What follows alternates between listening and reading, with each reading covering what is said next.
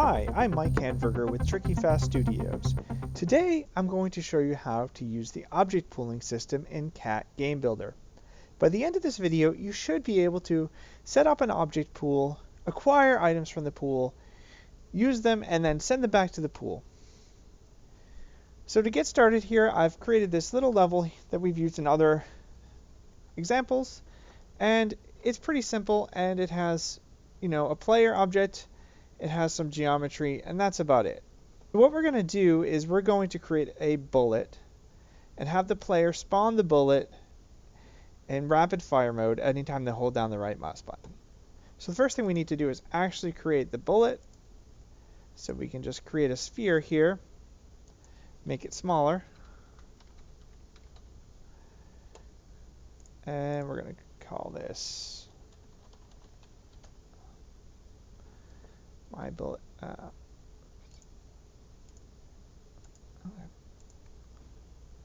All right, the next thing we do want to add a rigid body, and we're going to make it kinematic. We're also going to make our sphere collider a trigger, and let's turn this into a state machine. And when we spawn this, or when we activate it from our pool, we want to set it to be at the player's position and at their rotation. So we'll do a move action and then a rotate action. And then the next thing we want to do is an action list, because what we want to do is we're going to have it translate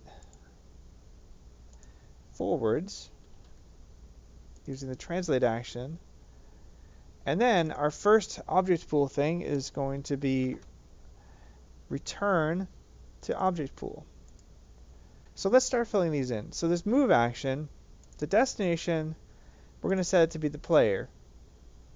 So it'll just move instantly because the duration or speed set to 0. It's going to move directly to the player. Then a rotate action, again, we wanted to set this to the player.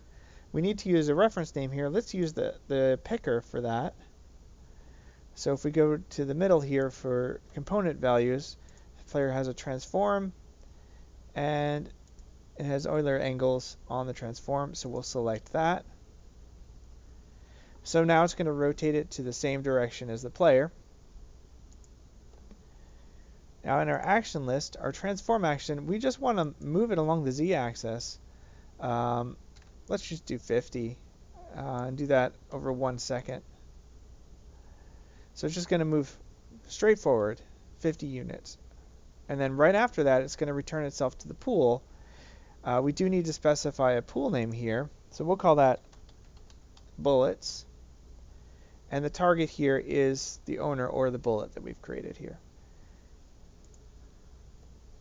Now that's it for this bullet. Let's save that out to a prefab. The next thing we need to do is actually add the service for object pools. So if we go under new services, there's an object pool service. Now there's no parameters for this object pool service. Everything's done during runtime.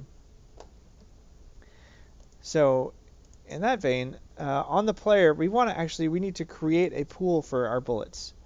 So on the player, we're just going to add a create object pool action. And in that action, we're going to create the object pool named bullets, which is the same thing we just did before. We're going to spawn our bullet prefab. And now over here, we can set the minimum pool size and the maximum pool size. So these are not hard limits. However, when you create the pool, every frame, if there's less than minimum pool size object spawned, it'll spawn a new object. And every frame, if there's more than maximum pool size object spawned, it will remove one. So let's start with a minimum of 10 and a maximum of 20. If you leave the maximum at 0, that means it'll never destroy any items. It'll only create ones when it needs it. And maybe I should back up a little bit and talk about what an object pool is and why it's useful. So when you need to spawn a lot of objects that are the same type of object, and you need to do it very fast, Unity can be a little slow about that.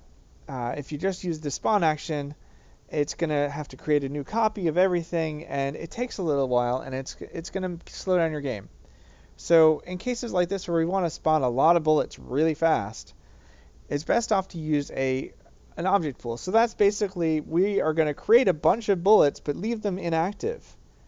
And then whenever we need to spawn one, we're going to pull one out of that pool and then activate it. And that's a lot faster than spawning a new object. So now that we've created the object pool, we also need to do one other thing on the player, which is to trigger the spawning, or the taking out of the pool. So we're going to create a button trigger, input button, that is. We're going to set that to fire 2. And then we're going to add a looping action, because as long as the mouse, which is fire 2, is down, we would like to just keep spawning things. We're going to put in a little delay here. And under this looping action, we just want to add a acquire object from pool action. So this is how we would get an object out of the object pool. And we need to specify the pool name, which is bullets. For the parent, we actually don't want it to have a parent. So we're going to set that to none. Binding target you can use if you want to data bind to something. We don't really care. We'll just leave it as is. And then count is the number that you'd like to acquire. And we can just leave that as 1. Now we can get rid of this bullet here. And we should be able to try it out. So if I hold down the right mouse button, a lot of these are spawned. And if I let go, they're all going to eventually disappear. Now you can debug this a little bit. If you look in the object pool service, it has a list or a pool for each one of these. And you can see this has 20 things in it. It has the prefab. It's got the name as the name of the object. Now if you watch it, when we fire, stuff gets removed from the pool as it gets activated, and then added back to the pool when it gets deactivated.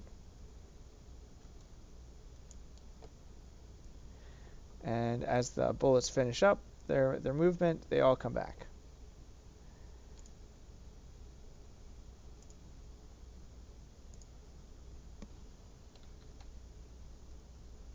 So there's a couple other actions that we can talk about for object pools. We did talk about acquire object from pool, create object pool. Now destroy object pool, pretty self-explanatory. That will remove an object pool and all the objects that are spawned with it. Return object to pool. Destroy object pool is just the opposite of create object pool. Return object to pool will, we've already used that. That brings an object back into the pool and sets it inactive. You can also adjust the maximum object pool size, and you can spawn objects in pool. Now this will immediately spawn new objects in the pool, so you could kind of use it to ramp up the pool if you want to, pre-fill it with something. And that's it. That's all there is to the object pool system. In this video, you should have learned how to set up the object pool service, add a pool, and then acquire items from that pool to spawn them in the world. And then when you want to despawn them, send them back to the pool. I hope you found this video informative and useful. Let us know in the comments if there are other videos or tutorials you'd like to see. Be sure to subscribe and follow us on social media for the latest videos and other news.